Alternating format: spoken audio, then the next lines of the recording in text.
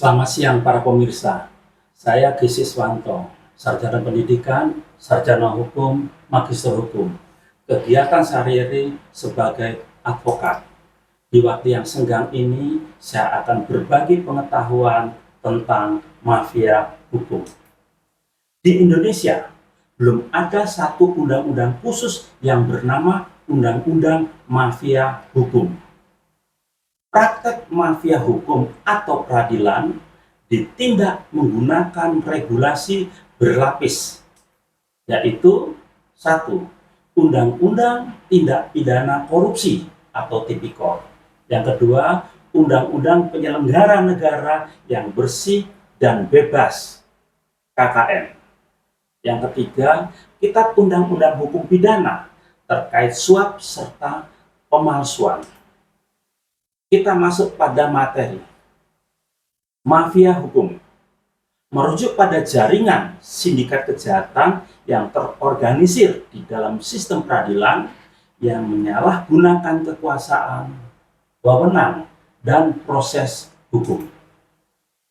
Sindikat ini biasanya bekerja secara kolusif untuk mengatur putusan, memperjualbelikan pasal, atau memanipulasi hukum demi keuntungan kelompok dan uang suap. Pelaku utama dan prakteknya. Dalam konteks di Indonesia, istilah ini sangat lekat dengan praktek mafia peradilan. Pelakunya membentuk jaringan dari berbagai rantai penegak hukum. Aparat penegak hukum, oknum penyidik, jaksa, hingga hakim yang bermain menangani perkara. Yang berikutnya, maklar kasus, yaitu perantara yang menghubungkan pihak yang berperan dengan oknum penegak hukum untuk mengatur hasil putusan atau meringankan dengan imbalan tertentu. Backingan atau pelindung, pihak berkuasa atau lembaga tertentu yang menguruskan atau melindungi operasi sindikat ini agar tidak tersentuh hukum. Dampak sistematik. Praktek ini menjadi salah satu masalah struktural paling merusak di Indonesia. Karena yang pertama, mencederai keadilan.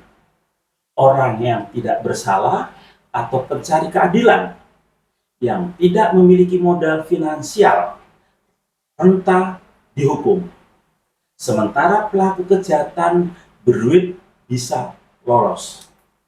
Yang kedua, merusak kepercayaan publik, menghancurkan marwah lembaga penegak hukum seperti kepolisian, kejaksaan, dan Mahkamah Agung di mata masyarakat.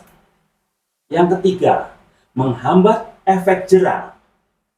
Hukum bagi pelaku kejahatan besar atau koruptor menjadi tidak maksimal karena adanya transaksi dan celah suap di ruang sidang.